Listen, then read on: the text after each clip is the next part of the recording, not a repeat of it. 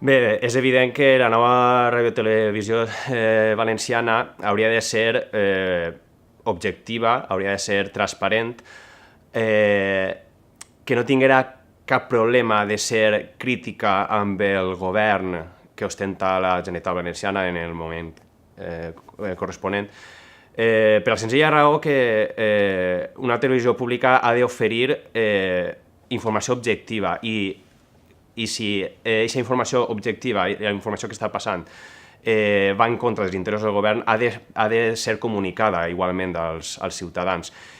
I, a més, esta radiotelevisió hauria d'estar adaptada als temps que corren, no?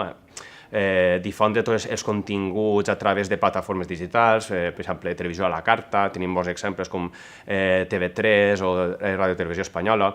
emetre continguts en streaming per a totes aquelles persones que no estan a la mateixa, tots els valencians que no estem residint al nostre territori i estem fora, per a poder seguir què està corrent al nostre territori.